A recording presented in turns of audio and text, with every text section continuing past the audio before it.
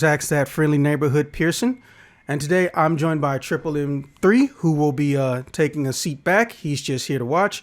And hopefully Death Cloud will be returning later. But currently we have, I want to say your official rank is specialist still? No, I'm actually a sergeant. Okay. We have SGT here who wants to, well, get some things off his chest, and if I'm lucky, I can get people to understand more easily. Sometimes what you achieve or what you want to do in life doesn't always seem as good or as healthy for you as you may think. And just so we're clear, this is not in any way, shape, or form meant to disrespect armed service or the military. In fact, most people who are going to be speaking in this video are in it or served in it. This is just, for lack of a better term, a wake-up call to issues and, points and places where there could be improvement. This is not meant in any way, shape, or form to disparage or directly insult the federal government of the United States of America. Now, my disclaimer is over. All right, you want to tell us a little bit about yourself? Yeah, sure. So I decided in 2008 I needed to get out of a tiny little podunk neighborhood I was living in. Later on, I found out that the only people who lived out by me were drug addicts, thieves, and ne'er-do-wells. Found that out when I was trying to get a job. But I joined, I was 275 pounds, walked into the recruiting office, and they basically laughed me out. And I lost a bunch of weight, joined the Army a year later. Congratulations. And found out they were sending me to Fort Bliss. It's like, okay, well, that's a misnomer if I've ever heard of it. And got to Fort Bliss, everything was going well. We had a few incidents, one you're directly familiar with. We had a dude get kicked out for drugs because he walked into a room, dude who's had prescription medications on a table. First sergeant came in for a health and welfare, saw the drugs, said, you're an ASAP, you ain't supposed to be here, we're filing you under this. And so we got kicked out, and everyone was like, what the heck, man? I enjoyed the training, I enjoyed hanging out with people. It was generally direct leadership or upper leadership who were being special, I guess is the word you could use. That's one way to put it. I went to Afghanistan, 2012, and the only contact I took was from green suiters. It was all negligent discharges. We had 3 negligent discharges in a 1-month period. One with a 240 firing right over my head. I looked out to see who was shooting at us or what the threat was. There was nothing there. I looked up at the 240 gunner, and he's got his hands up, leaning back away from his weapon. I did not mean to do. All right, well, that's cool. Next time we're walking through a fob, and oh crap, something's going on. Looking around, can't find anybody. Hop our head over the fence. Everyone's looking around. No idea what happened. Report came down later. It was a negligent discharge. Dude was on red. Accidentally flipped it over to burst, and then grabbed his weapon by the trigger first. Lobbed 3 rounds under the ground. What he was doing. And the next ND was walking away from the trucks. The gunner was setting up, make sure his weapon was ready to go. And then the driver came in and said, hey, did you do a function check on the weapon? Yeah. I guess the driver thought that meant he did the check on the weapon, but not the RWS system. So he racked a second round and lobbed one from the 50 right into the T-barrier. And the best I can figure is that all these NDs come from a lack of training. Focus on a mission, focus on a mission, focus on a mission. But sometimes people slip through the cracks, and they never got trained on how to do that mission. And that's one of the reasons I'm on here today. Most of the people are good, but in the military, some additional training needs to go into that last bit of the soldier's creed: engage and destroy the enemies of the United States of America. And right now, it seems we're big focused on interpersonal relationships. The biggest interpersonal relationship you could have is going through this stuff together. And the Army doesn't like doing that so much anymore. Sad but true. So I love the Army. I'm still in it. I'm actually trying to get my career to go forward because I'm tired of bad leadership. And I've had a lucky career. I've had a very lucky career. I've seen soldiers get kicked out for the stupidest things. I've seen first sergeants get kicked out because they ain't got no common sense, sleeping with privates, getting them knocked up. People don't think. People don't want to think. soldiers are just people with some extra steps. Yeah, I honestly do hope you are able to get as high as you want to. I hate to say it, but, and this isn't a negative mark on any of my previous leadership, well, maybe a few people, but they're not important. One of the biggest things I noticed wasn't necessarily experience. It was literal maturity that showed me the difference between a good sergeant and a bad sergeant. You can be 20 with a bunch of privates under you and have the cold, decisive realism of a 40-year-old salted veteran, or you could be a 40-year-old sergeant who acts like he's 14 and that the world doesn't change over time. I've seen both sides of the coin. Yeah. I'm currently in the National Guard. I left active duty in 2014.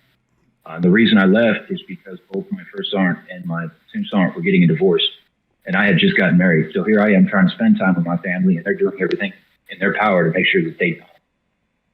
So I wanted to maintain my career, but waking up at 3 o'clock in the morning to make it to first formation before first formation for the PT formation, and then getting cut loose at 1900 because we were sitting around all day until 3, 4, 5 o'clock. First sergeant comes down. Nobody goes home until this gets done. Why? If you knew this needed to get done, why are we just sitting here? What the heck? And after about 3 months of that, it's like, hey, do you want to re-enlist? Yes, no. Yes, yo. I need to do something. I can't go home. Okay, well, I am curious, and you seem like the best person to ask, given what you stated. Do you feel, in your personal opinion, if you want to at least clean up house, are you better off just getting a high-ranked enlisted title or maybe becoming an XO? In my opinion, so I was actually looking at going OCS. I was actually looking at becoming an officer, and I'm torn between the two because as on the enlisted side, you spend more time with the soldiers, training them up to where they need to go and helping them grow, not only as a soldier, but in many cases, these are literal kids. They don't know no better. So being the adults in a room, helping them not just be soldiers, but be decent people. That's important. On the other hand, if you have an officer that is setting up these trainings, setting up these organizational events, and how clean do you want this podcast to be? Our channel you have is officers adult. making it. Our channel is adult. You can say any non-PG-13 words you would like, sir. Fucking retards. Yes, bro. Like, it is not even a joke. There are people who come in at 17 and 18, and when they leave, they're 50, and they act like they're 17 and 18. And I'm just looking at them like, you're the type of dumbass that's the reason why the divorce rate in the military is like 70%, right? Don't no 40, 50-year-old woman want to be raising her husband. Yeah, man-child. Yeah, I've seen a few. One of them was my platoon sergeant. It's just children. They never grew up. A toddler with a rifle, and it's scary and it's sad. And so, as an NCO, you can help build those relationships, build these people up to be better soldiers, better leaders, better people. But as an officer, you're the one setting up these training events. As an NCO, you're the one setting up, making sure everyone has what they need to do these trainings. The NCO facilitates the training for the soldiers on behest of the officer. Well, if the officer has no idea what the hell's going on, he's not going to set up any kind. So your NCOs are out doing hip pocket training, doing the best they can. And so that's kind of where I'm torn. Like, do I go one way or do I go the other? Either way, I can be helpful. Or I can get tied with my hands behind my back and just sit there and say, yes, sir, no, sir, and watch the stupidity cascade. Well, I mean... Go ahead. I was just going to say, just speaking from personal experience, I know for a fact that is the definition of what choice paralysis is. But at least in my opinion, and again, you obviously were in a lot longer than me, I would say at a minimum, you're better off being an XO, just because if you see shit enlistee leadership, not necessarily the privates, but the privates imitating corrupt leadership, you can 8-6 them. Whereas if you was an enlistee, you might end up with a shitty XO or a shitty officer, and they might not even give a damn. There's actually, well, I'll get into her story later, but long story short, I had a friend who was in a similar situation. She wanted to make sure she was a first sergeant. She wasn't going to just protect people from sexism. She understood that it was prevalent, but she actually wanted to be able to, dust up people or at least get them kicked out. She eventually got, I believe, first sergeant or a little bit past first sergeant or at least a master sergeant. Army rank is a little bit different from everybody else's. We have shared rank in some categories, but she went to an XO, had a full entire investigative report. She even had some people sign off on being witnesses. And the XO straight up told her, like, do you not see I'm trying to leave today? Go put that in the shredder or something. I don't fucking care. Explain what it was about. And he just said, you heard what I said, and drove off for the fucking day. And there was nothing she could do, because even if she went above him, the way that base was, or at least her location was, I'm not sure if she was overseas or not at the time, it would still have to go through him, then go up the chain.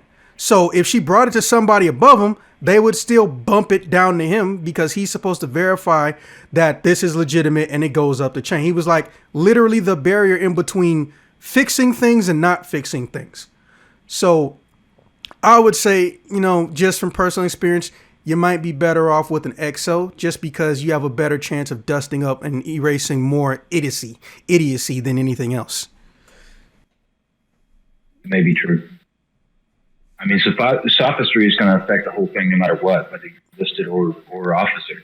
True. And then we go back into the same loop, that same cycle. The whole what if paradox scheme going on. So my biggest concern is bare minimum privates and specialists coming up, learning what the ropes are actually supposed to be pulled on, and then get them into those positions. It's one of the reasons I don't want to leave the ground. I've been a sergeant for 6 years now. I have the option of moving up, but it's all right. Now, time to move up. I need to move up. The Army has that policy: or get rank or get out. And I don't want to leave. I don't want to stay either. You know what I mean? Yeah, actually, I legitimately do, because, although I was constantly randomly giving sarcastic statements about having a quote unquote high IQ, literally not even just from my fellow private sergeants would just say, Pearson, why the fuck do you talk smart? Speak stupid. Not even joking, by the way. That was an actual statement. Pissed me the fuck off that you're literally telling me, as someone who's supposed to be above me and I'm supposed to get where you're mad at me for explaining something in a normal way because there's too many letters and syllables, bitch. But, dude, I'm not really joking. That's the real sad part. And they were genuine meatheads. Like, one dude was so buff, he had to always have his window down in his car because his arm muscle would fuck up his spine alignment while he was driving because he was that damn buff. I'm like, you have to be on illegal narcotics for your arms to be that big. All of your ACUs, for the uninitiated, that's Army combat uniform, have to be custom made. They don't just give you a different sleeve length or tell you to go get a large long because the military is allergic to using numbers for sizes. They literally have to go and add fabric to where your arms are for you to be able to fit. Nah. I think nobody's got you kicked out or drug tested because you might beat to death anyone who showed up to try to do it. Like, there is no excuse for that. And he would say stuff like this to me constantly. And I just thought to myself, you know what? If I go back in and actually get some officer authority, they're going to hate me just for being an officer. But then I thought about it. They're going to hate me for having more than 2 brain cells. So it's a damned if you do, damned if you don't situation. But eventually I settled on Navy. I take my first practice PT test in January. Let's just say my background check took a long time. I'm the last of 9 kids. So whoever had to do my background check for my family, hey, you deserve a medal. But yeah. I totally get it, man. I really do, because it's not that there aren't people in higher management who don't want to fix things. It's that there's a literal barrier to get them to even know it exists, which That's what really pisses me off, because we're going through the same cycle or a similar cycle with any form of federal or state agency, military or law enforcement. You don't have the people investigate the people who have the same fucking job. You get a third party. We have over 11 different intelligence agencies that are owned or operated by the federal government. And for some reason, police can only be investigated when they are in an accusation of a federal crime, and military can only investigate military, barring very, very, very rare circumstances. Like, no one sees the issue with that. No one thinks that someone won't grease a palm or blackmail or literally murder somebody into not snitching. No one thought that that was a thing. We've investigated ourselves and found ourselves guilty of no wrongdoing. Oh, man, I should not have laughed at that, but that was funny. Oh, I can't. That's not even an original thought. That's not mine. My favorite one is, if America saw what America was doing, America would go in with the support of the United Nations and invade America to save America from America. I don't know who made that one up, but I've been seeing that for 10 years. Yeah, I'm gonna go back on and touch on something. Go ahead. The indecisiveness of the upper echelons of government. The ACU pattern uniform is notorious for being absolutely dog shit at camouflage. Like the only thing I've seen that uniform blend in with is one couch in Iraq. I've never been to Iraq. It was a video that was posted on, or was an image that was posted on Reddit. Couldn't see the dudes on that couch. The second they got up and walked through Iraq, knew exactly where they were. Gray, brown environment. Gray, green environment. Gray, forest. Like, what was this uniform designed for? What was its purpose? And they had to get this. They had to be different. They had to be special. So they created the worst uniforms in the history of the military. You will not get that the Afghanistan was all. Okay. All right. But it sucks that the people on the ground are the ones with the most preconceived sense, and even then, a lot of them they don't know.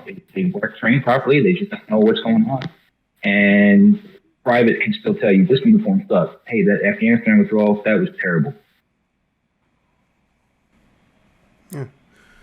Okay. All right. Well, not to take a dark turn, but are you willing or comfortable with speaking on some of the unfortunate loss of soldier life due to, well, stress and grief, or are you not at a point?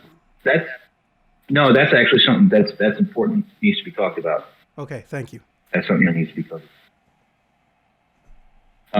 So I had a buddy of mine. He was going to play some video games with some friends of ours. You know, I was, hey, you want to play NBA 2K or whatever the heck it was at the time? Like, no, I'm not really big into sports games, but if you actually want to go out and get everyone together and have a party, play some basketball or something, or just hang out, yeah, I'll go. And one of the guys with me, he said, yeah, I'll go. We get to the party, say, hey, where's this guy? Where's he at? I don't know. Let's call him. Couldn't get through to him. And then we get a recall information. I say, hey, just so you all know, the soldier just took their own lives. He was coming to play video games with. He was going to come hang out. He took his own life with a pistol. The same hour, he said he was going to come over and hang out with us. Nobody knew. Like, nobody knew he was struggling. Another friend of mine, he took his own life. He just couldn't handle it. So in Afghanistan, we had an issue where a platoon was sent out for patterns of life investigation. Right. And they walked into a minefield, a literal minefield. The patterns of life they were investigating was assholes digging holes. And so somebody decided it'd be a good idea to just send the soldiers to check it out without telling them what they were checking out. Lost 8 of them. Gone, 30 seconds. And three of my buddies ended up taking their lives over it. You know, I could have been there. I could have done something. You had the same information they did. You just weren't there. And they couldn't handle it. They're these are people you train with. You know, back at the time we were doing training operations every week, going through doing mounted operations in urban terrain drills. So riding vehicles, checking guns, making sure everything was good, battle team bounding, clearing roads, clearing stairwells every day. And so you knew these people, you knew what they liked, you knew what they loved, and then they're gone. Snap of a finger, just gone. How do you handle that? And there's a lot of people who do not handle it well. And they deserve to be in the military, but they don't deserve to suffer like that. And then you go through the VA, and what do they do? Here, take these medications and call back into go to behavioral health. Oh, you can't go to behavioral health because now you're suicidal, and now we don't want you on mission. Now you're just a piece of meat sitting around the cough. A lot of the structure needs to change for the benefit of the soldiers. I had another buddy of mine. He was doing okay for a couple of years.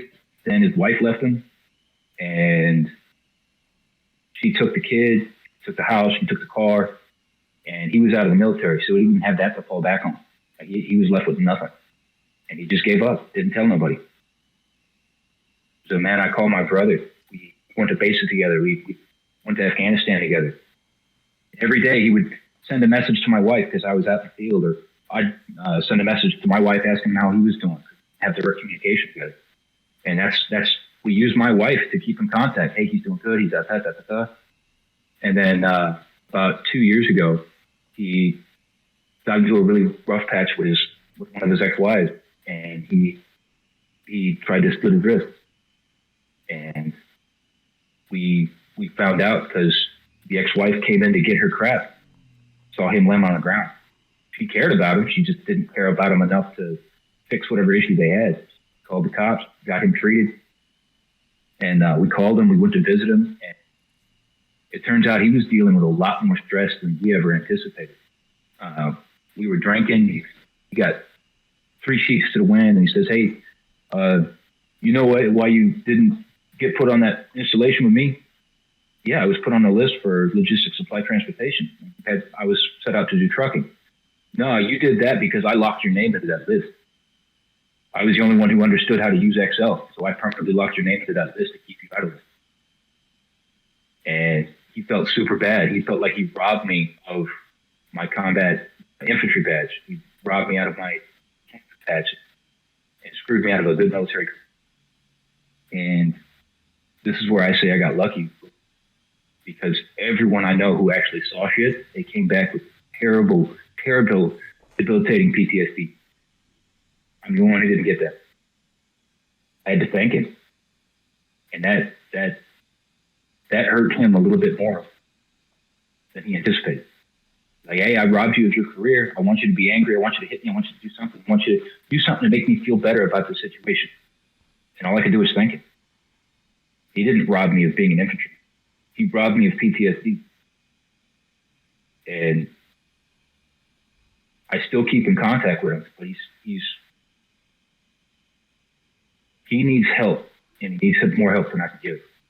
But he's got to want it. I contacted him. Hey, how you doing? How's the family? Oh, the kids are good. I'm working, making decent money.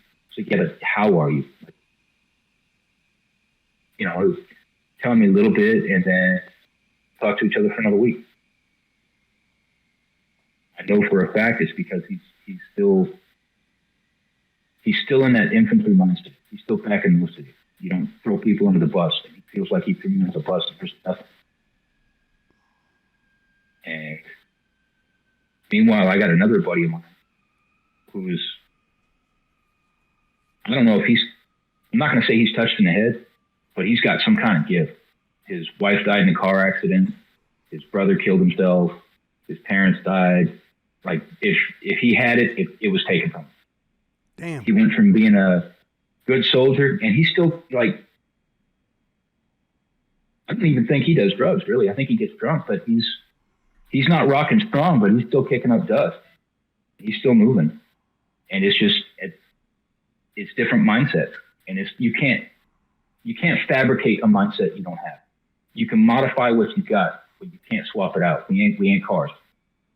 That is so true. You can add a turbocharger, you can add a supercharger, you can modify the doors, but the car you got is the car you got. And that's a lot like the human mind. And some people, they go through hell and back, and they come out of it stronger. And hey, no issues, no real big problems. And some people look into the abyss and they just lose their minds. And there's no shame in it. There's no problem with it. But if you need help, you got to reach out. And they always teach in these suicide prevention classes, hey, if you see something, say something. Talk to your buddies. Make sure they're okay. Right. But they got to want to talk. You can lead a horse to water, but you can't make him drink. And oh, I'm so sorry. I'm gonna have to call back. Oh.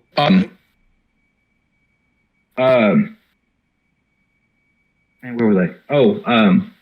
But if you see something, you should say something. But if you're the one going through the shit, this is one of the things they don't cover. If you're the one going through the shit, you have to say something. Maybe not to your battle buddy, maybe not to your leadership, maybe not to your folks. Just tell somebody, even if it's some dude doing a podcast. Reach out to somebody. There's somebody going to listen. Yeah, and there's always somebody. That is one of the things that I myself have to still remind people of, because, well, I'm not from the poorest neighborhood. I live in fucking Chicago, and contrary to every stereotype I've possibly seen my whole ass life, everyone's not out here with guns murdering each other at random for no logical reason. And I'm not sure how the hell that's still a stereotype when, well, literally it's been confirmed we're not some form of death capita that's existed in almost 30, 40 years. But the media is the media. They're going to sell what's going to sell. But I've even had to tell people older than me and younger than me who went in, hey, listen, I don't care that you're not a combat, quote unquote, situation. I don't care that you've decided that you're going to ride on a desk through your whole career just based on what your MOS is. For the uninitiated, MOS is what the Army calls their jobs. I care about what's going on in that fucking head, because I know for a fact it doesn't matter whether you just got in the basic or whether you've been in 10, 20 years and you've seen everything. It only takes a very small rock to destroy a sheet of glass. My grandma taught me that. But oh my fucking God, did I not learn it till I went into the military. There are so many people, noble people, and I'm sure you can think of at least a dozen off the top of your head. Literally, they are some of the most respectable people in and out of uniform you could ever meet. And all of a sudden, you just wake up one day and find out, oh, he put a shotgun in his mouth and he aimed up. And you would have never even believed it if someone didn't give you the news directly to your face, because they were the quote unquote shining star. And when anybody who knows them sees, oh, so this was the biggest and toughest and the most emotionally stable looking or the most willfully ignorant of feelings person that there was, and he took himself out, the first thing that happens in most of their minds, the ones I talk to, they say, what chance do I have? And that's when you know shit's going to go south. And, well, I guess I might as well get into mine. Let me switch to voice activity real quick, if you don't mind. Now, I wanted Hector to be here for this because not so much I needed to get it off my chest, but I felt like I could get it off my chest without crying like a little punk for a good 5-10 minutes. So it was pretty much a accepted fact that, quote unquote, I was smarter than people in the military, but I didn't look at it that way. I just think because I didn't come in as a literal child and I understand how to exist outside of the military or have stable upbringing and structure, I'm a little bit ahead of the maturity curve. But no, them sergeants that were shit talking just for having IQ above 2, they were right. I was smart, but I didn't apply it, and I will never not fucking regret it. So before I went in, I wanted to talk to any and everybody I could around my age group that was still in, was going to have a similar MOS, everything. Because at my my assigned station in Illinois, there was practically too many of everybody doing the same job. And they didn't even like that they were all combined there, because at some point, you know how it is. It's a case of too many Indians, not enough chiefs. It was more like too many mechanical engineers and not enough vehicles for them to even work on. But the military is the military. They literally don't know why. They only got 20 machines or 15 machines that can be worked on, but we got 40 engineers or something like that. I heard my first sergeant or somebody whining about it in the early days, like before I even had a name tag days. So I eventually came across it, my buddy Richard. I didn't even know Richard was in. He was one of the most polite, buff dudes ever, and he had no tolerance for thoughts. And when I say no tolerance, I don't mean he would yell at you if you came at him. I mean, he will politely tell you as best as he can, get the hell away from him. He was a happily married man. Last time I talked to him, he had 2 kids on the way, and he was like, man, I want them to be twins. I want it to be a surprise, but I want them to be twins. I'm like, hey, Richard, you've told me 17 times, you want to shut the fuck up and play Super Smash Bros. Now? Like, he wasn't my brother, but a lot of people would ask me, are we cousins or something? Because we just were like, we clicked. We had all the same interests, all of that. But Richard went in barely 8 months before me. And he was like, I'm active. You're national. You only get paid once a month. It's like, I don't see that as a downside. I still get college benefits. Fuck you. Just playful stuff. So I go on HBL. Now, for the uninitiated, as in people watching this, HBL is a godsend in and of itself if you're new to the service. It's a nickname for all of the holidays that basically crash into each other in December. And if it happens during a training session, they call it holiday block leave. Privates have the option to go or stay. Most of them go.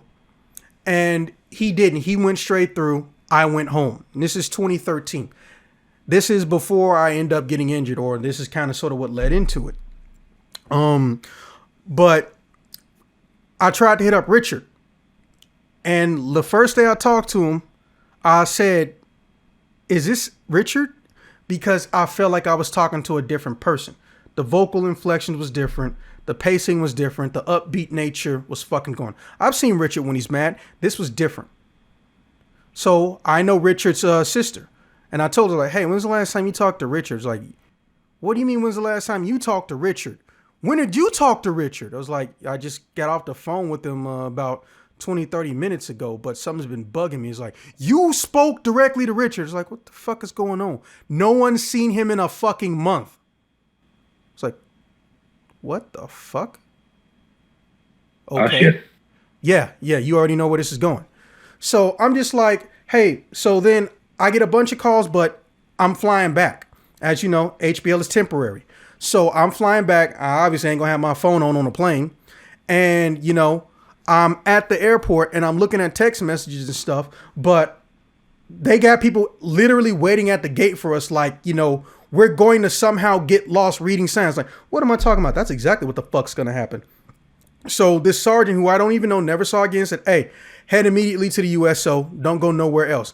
But I have to, what the fuck did I just say, Private? I'm like, man, I got to fucking piss. I was like, so I do what he says till I get around the corner and I go piss and pick me up a pizza. And then I head over to the USO. I get in there, no phone usage. Are you serious? So then I get back. They go take a look at my spine. It's like, hey, listen, you have a hyper spinal extension. You should not be putting on any body armor and any heavy anything. And I'm almost considering having you not even wear your boots. I was like, you want me to be barefoot? And like, no, you would just be on a sneaker profile. I was like, I didn't know that was a thing. So they literally basically evacuated my whole locker, and I got moved into, and this is where the fact that the military thinks it's okay to fucking harass and bully disabled people for being disabled. But, you touched on it. I lived it. They took me over to Charlie 95th. Now, if you couldn't guess, since the name starts with a C, Charlie 95th stands for Cripple 95th. If you ask any drill sergeant, maybe there's one lieutenant who actually remembered our names, or that we were people and human beings. But to everybody else, we were Cripple. However, this is also the same battery where the dishonorable discharges and the people going home and sign outs and whatnot are. And we all essentially sleep in the same barracks minus one group of people who have minor injuries. So I got to see some of the nicest, most noblest people. They just couldn't cut the mustard. And I got to see some of the assholes that I'm thankful the military caught. However, we only get phone privileges for 15 to 20 minutes. And the building blocks signal. And it's fucking January at this point. So I have to go outside. My gloves can't get picked up. And it is Fort Sill at this point in time in my career. I'm at Fort Sill. Fort Sill gets so fucking cold, they will make us form up in the laundry rooms just to avoid getting frozen in the morning sometimes. And the laundry rooms are not meant to fit that many people, so they were literally creating claustrophobic people. It was the definition of a shit show. So I start trying to get a hold of him. I can't get a hold of him, or rather, I can't get a response. Then 3-4 months of healing goes by. I start putting out at mass APB. I get a bunch of hits from people telling me Richard's phone is disconnected. And then his sister hit me up again and is like, if you can't find him, that's really bad. It wasn't like this last time. I was like, Kelly, what the fuck you mean last time? So, I didn't know Richard was prior service. He actually transferred from a completely different branch. But apparently, even though he was national, he went on active duty, or he got a deployment. So he went through his shit.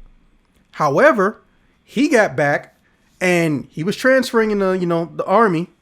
And literally, as he is on the plane, he starts getting text messages, but he turns his phone off. I had to find this out much later, but I'm speeding things up for the sake of brevity.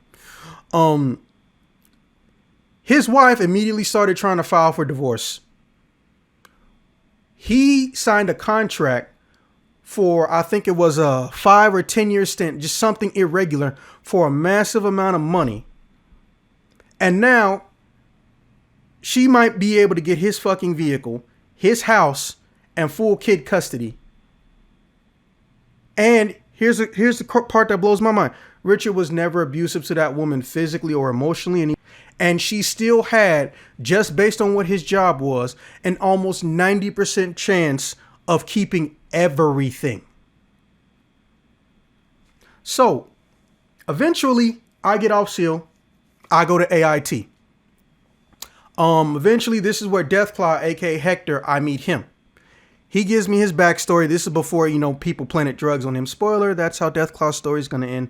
But he said it multiple times in the YouTube channel, so... And I'm just like, he's always in the back of my head. It's like, what if we're on the same fort? Wait a minute. What is Richard's middle name? Because as you know, if you know middle names, you can almost find everyone in the military. Or because we have special emails based on certain factors I'm not going to be putting in this video. So you might be able to track people. I talked to an XO. Just because, it was a holiday and they were fucking around. And they was like, yeah, this sounds pretty serious. What can you tell me? Gave his sister Kelly's information. He said, I'm going to look into it, Pearson. Don't go around telling people about this. Like, don't nobody here know Richard but me. But yes, sir. Okay, sir. That was weird. And eventually, he comes back to me a few days later when I'm at Fort Lee with a phone number. He said, hey, something's obviously wrong, but I can't press any issues at this time. But he told me he doesn't want his sister or his family to know that you have this number. Also, if you call him and get him on the line right now, let me know. Call him in front of me. So I call Richard. I get nothing. But I leave a message. Hey, man, I'm worried about you. Don't make me sound like some little punk bitch. This is not time to play the emotional game, man. You don't sound like yourself. I know about what's going on with your wife. Let me or someone just try to help you in whatever way you can. Right? And that was all I said. So I have WhatsApp, but I don't give a shit about it. And I literally forgot it existed. But if you go overseas, as you know, WhatsApp is basically where it's the real messenger app because it's basically international. If you can pick up an internet signal, you can almost get calls forwarded to your phone via WhatsApp. Whoever made it, fucking genius. So eventually, 3 months later, I've already met Hector. I'm on my way to go the fuck back home. My birthday just passed not too long ago. He calls me up and says, happy birthday. And I hear a bang. And I hear people yelling and shit in the background. I hear, is that Blue? Is that Blue? FF, FF. I was like, okay, I think I remember Blue. Blue was something that combat units do for when you accidentally are firing around, you know, your affiliates. But I know FF is friendly fire. So I'm already kind of sort of losing my shit. I'm yelling on the phone. People around me like, hey, you need to calm the fuck down. And I'm basically about to snap on people. I don't have PTSD, but technically a heightened sense of emotional state that can lead into or is leaning toward violent behavior and tendencies can be viewed as PTSD. So I guess we can say I had a PTSD episode. I don't remember 10 minutes of what happened. I just remember somebody suplexed me and a switch went off. And I'm like, why is everything upside down? And everyone looked at me like, okay, this guy's on some drugs. I wasn't. I don't do drugs. But I got my phone again, crawling around for it after everyone got off me and they understood, okay, he's not gonna do some crazy shit or whatever. There was obviously a guy in the corner I'm pretty sure I did terrible things to. And I'm looking at him while I'm still trying to call the phone number back.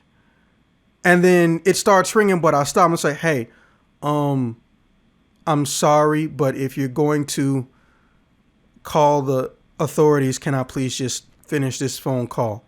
And this lady looking at next to me was like, bitch, why are you apologizing to him? He just sat up here and said, fuck the whole military. I hope your friend dies. I was like, I literally have no memory of that.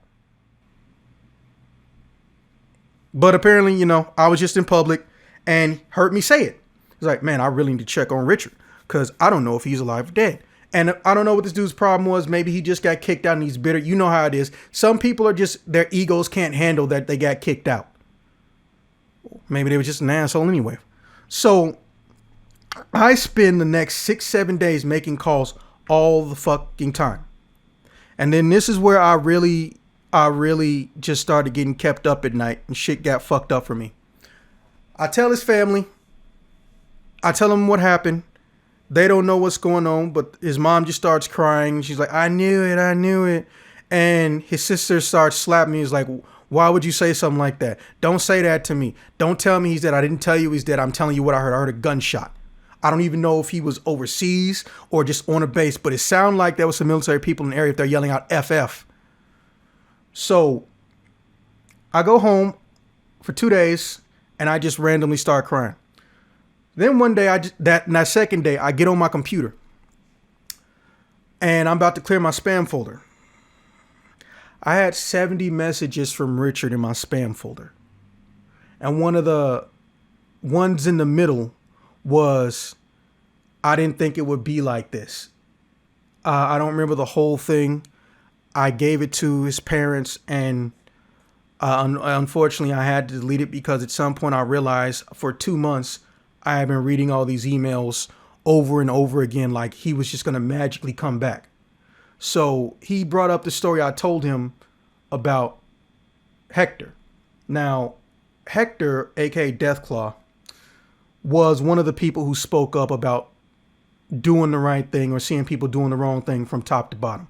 But Hector had this unfortunate problem where he was a specialist. So he couldn't do shit unless he went to an EO or a Sharp. And that's what he did. And as you know from experience, they don't like that very much. And they know exactly where he slept. So they went in and they planted hard narcotics on him. They literally planned and plotted a whole entire situation to make it look like he was harboring hard narcotics. I believe it was cocaine or some form of crystal related shit. I don't know. And he passed all of his drug tests. So they gave him some leeway, but they still went back in and tried to recommend him for dishonorable discharge and it stuck. However, he got lucky.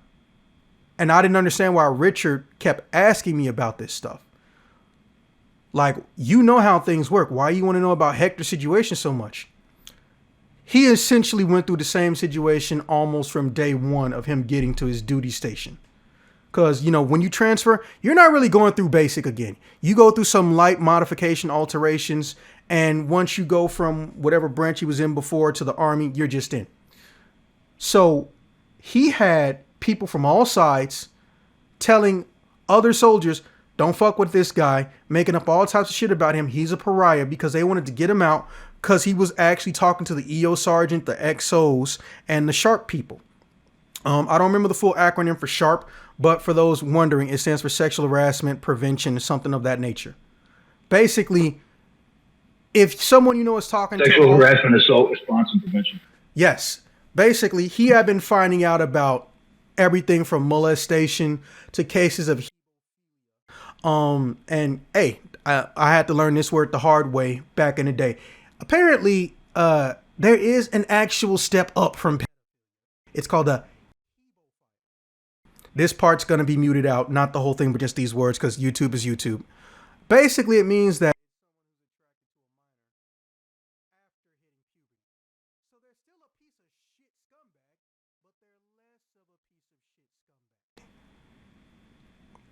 So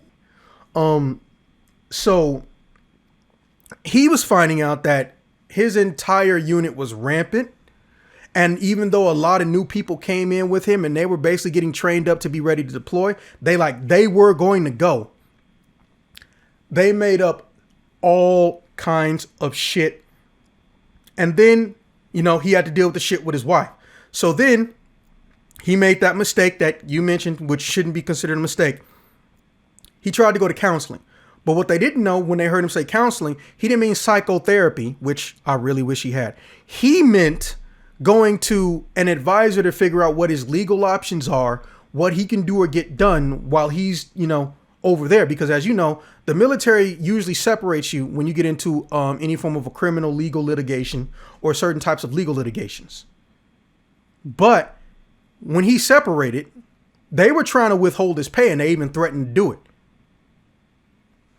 So he literally was living nothing but torture almost since his first day off that fucking plane.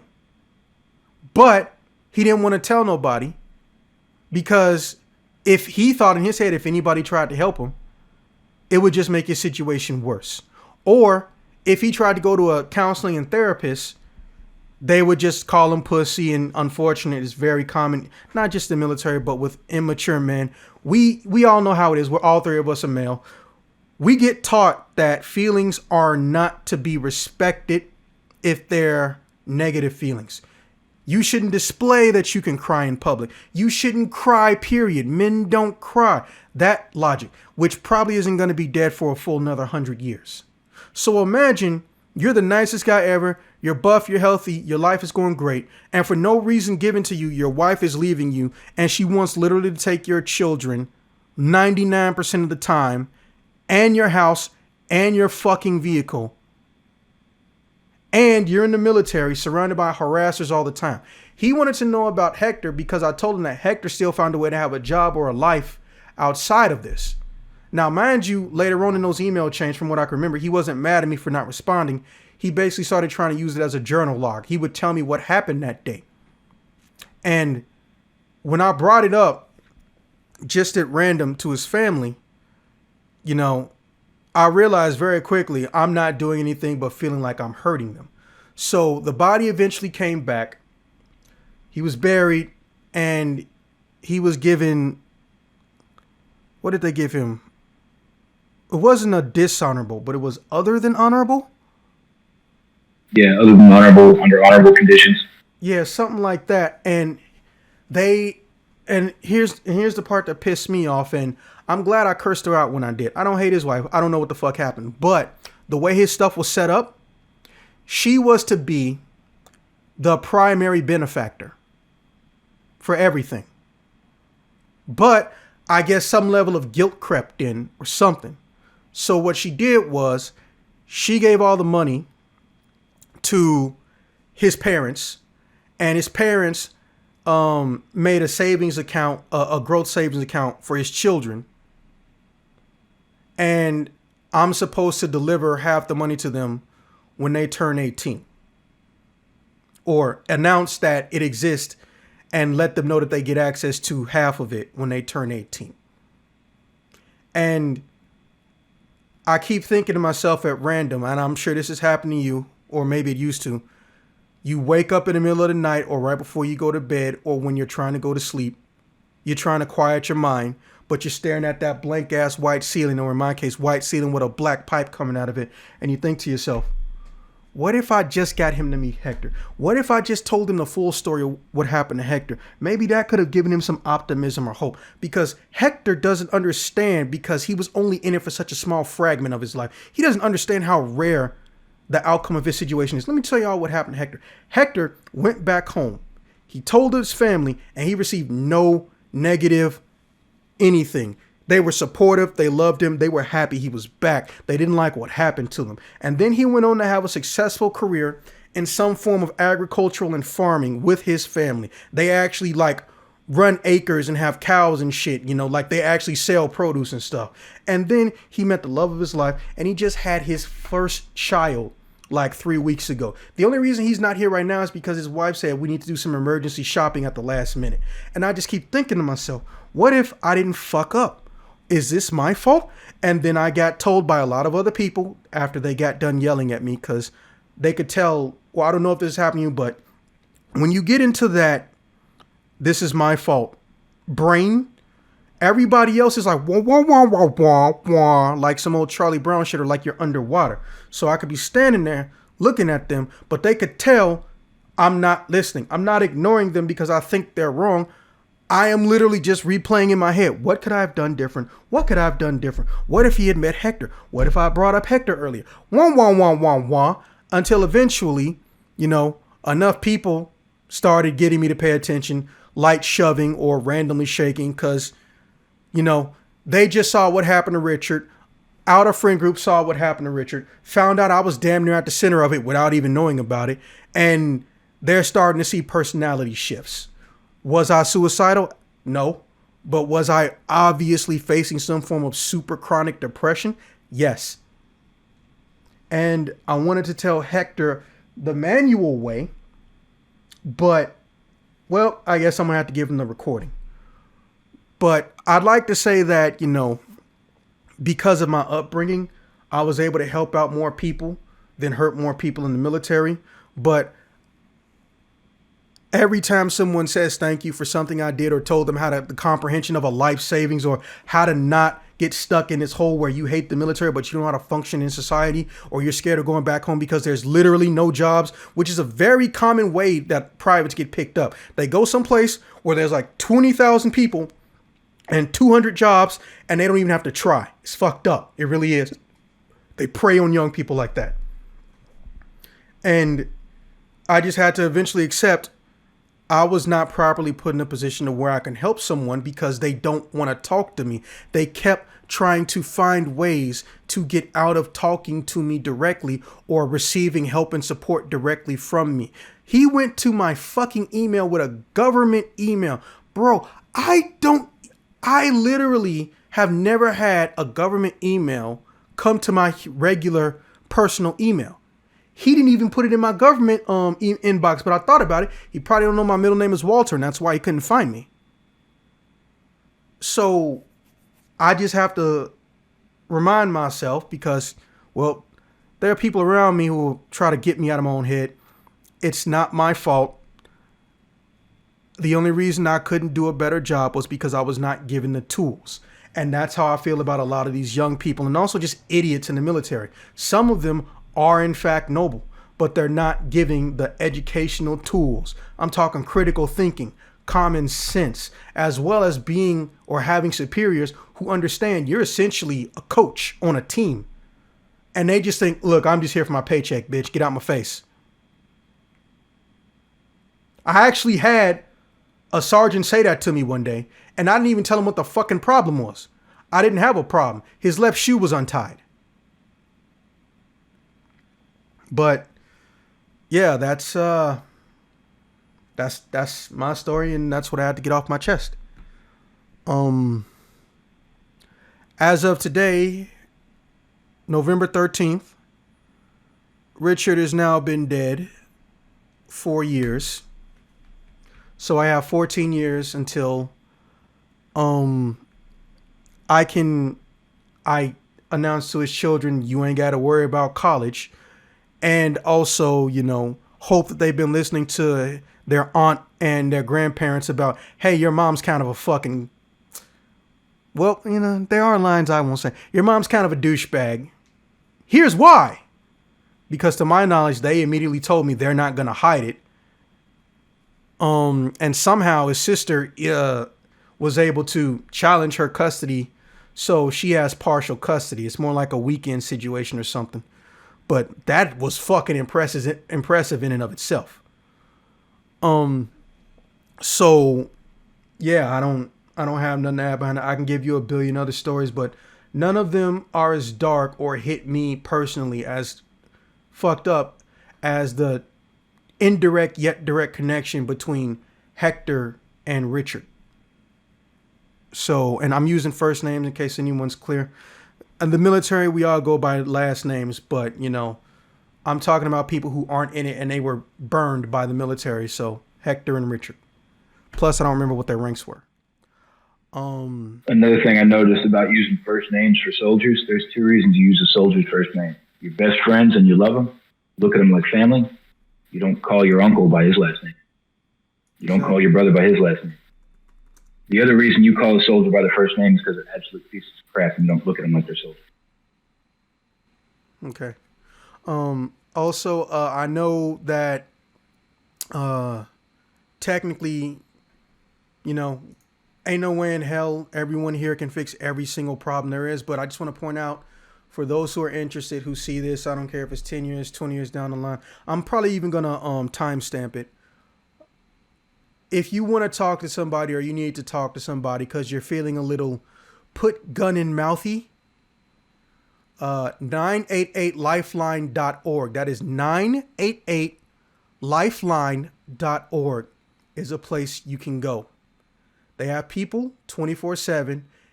Yes, it's confidential. Yes, it's free. However, I just want to point out that only relates to health and harm related issues. They even have a veteran section on their website, and it's for continental North America, and I believe also Alaska. Gonna leave a link in the description. You guys can use it for whoever you think might need it. I'm just tossing it out there. And another one, mind you, they are less effectual, or rather they don't necessarily deal with suicide, but they are kind of a Swiss Army knife, no pun intended. I don't know if it's still around, but I'm about to check. The AER, also known as the Army Emergency Relief System. Are they still around? Yes, they are. Their phone number is 1-877-272-7337. That is specifically for Army. However, other service members are welcome to call, and I'm sure they can transfer you to a similar one. I'm sure there's a Navy emergency relief system. They help with anything from pet sitting when you're overseas to proper child acclimation and everything you can think of. They do not, and I stress this, necessarily deal with suicide-related feelings and issues, but obviously they're pretty trained up in possibly how to direct you to that. Please talk to people and understand that bottling things up does not help anyone, including yourself. When you eat a grenade and it goes off in your stomach, it's the same as if you threw it at somebody else. Someone is always going to get hurt. And yeah, that's my 2 cents. I'm really sad Hector couldn't be here, but he's literally going to be the first person to watch this video, and I can have him on in the post follow-up.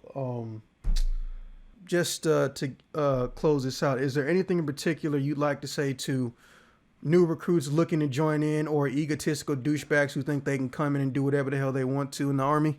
The biggest thing I could think of is talk to people. A lot of people will present you with issues, and you have 2 options: hear them out, or one of the things we're doing here is talking to each other. You know, my man needed to get something off his chest, and he didn't want to just sit and talk to a mic on his own. I have some issues that don't necessarily compare, but we all have experiences we can share and learn from. Even if you can't offer advice, even if the only thing you can say is, "Hey, I'm here for you." That's about all I can be, because I can't relate. But you just tell me what you need me to do. Sometimes the only thing they'll say is just sit the fuck down and listen. Sometimes that's all you can do. The big thing is trying to be there. Shrug it off. Don't just walk away. Everybody in this life has friends. Everyone in this life has enemies, but you don't figure out which is which until you approach them. I mean, I can't beat this dead horse enough, and it's worse. No, let me not say it's worse for us, but to my knowledge, because I've never been a woman before, it's a whole different ball game when you as a man want to open up about feelings, because it's almost looked at as a joke, the concept of us being able to feel. And that's not something that we can fix overnight. And I will never pretend that it's going to go away next year or it's going to be the world's New Year's resolution. But if people like me, people like Daniel, can talk about dark shit like this now, and someone sees us doing this, imagine what would happen if just starting as a child, we were taught, yes, you're going to have emotions, but you need to learn proper coping mechanisms. Because all those people who randomly, not all of them, but a lot of people who randomly they just wake up and they've never self-harmed, but they just wake up and without hesitation going in themselves. That came from feeling internal pain constantly. A switch gets flipped and it's not a good sight. And the only way that can get flipped without anyone recognizing is if people don't pay attention and we tell each other to ignore feelings. It's fucked up. I kind of envy women in that sense where it's expected for them to have feelings. And I don't mean the offensive stereotype. They're too emotional. I mean, I've rarely ever seen a woman receive negative connotations for expressing sad or negative emotions. Whereas a dude, you laughed at, you called a pussy, all this other shit. I kind of envy that a little bit. But with that being said, Sergeant Daniel, I thank you for stopping by. You know, me and you may never see each other, but hey, we're in the internet age. If you ever need anything, you think you need anything, I got a battle in 15 different countries and I got battles in at least 30 different states. I can find somebody who knows somebody who knows somebody. I don't care what it is, man. Appreciate it. Yeah, Triple, I appreciate you sitting in on this. You wanted to know and now you've learned. So I appreciate you, not having any loud or trivializing or offensive outbursts and, doing what we said and listening. Yeah, gotta be respectful. I thank you for your time, though. Yes, this is a very eye-opening experience. Yeah. All right. With that being said, I'm gonna start editing this out, and I'm gonna try to get you your private copy for approval, Sergeant. I want to say possibly, if not later tonight, it will be given to you first thing in the morning, and I will see you guys when I see you guys. Uh-huh. Hey, can I say one more thing before we log off officially? Absolutely. Go ahead, sir. So I've been married for 8 years, and it has been a rough 8 years. I've been on 2 deployments, several activations. My son is 6 years old, and I think I spent about 3 years at home. Damn. It's the Army, the military in general is rough. And the Army prioritizes the family over the soldier of that family. There's a lot of ways you can take that. It could be good, it could be bad. But in me and my wife's case, we grin and bear it. When we have problems, we talk about it. I've cried to my wife multiple times, just what I was feeling that day. And I'm going to say that having a strong family support is very important. And there's a lot of people who can't find that support later. If you're just joining the military and you already got a family, there's going to be some bad times. And work with your loved ones. If you don't have a family, You might find one, you might not. Either way, you need to build a network, somebody you can count on. Whether it's like my brother Jeff, this man's Hector, and Richard, yeah, who's unfortunately passed. You got to talk to somebody. You're not always going to have a good day, and on the bad days, you're going to want to say something to somebody. You got to find somebody. That's all I got. No, as always, I appreciate it, Sergeant. And I will see you guys when I see you guys, and I'll make sure you get that private screening first and foremost. Yeah, I got you. Hey, thanks for having me. No problem. And if you ever want to talk again about anything, hell, it can be video games. I don't care. You know, we try to do this stuff once a week or at least 2 times a month. Just say the word, man. All right, I appreciate it. All right, you take care. All right. Same to you.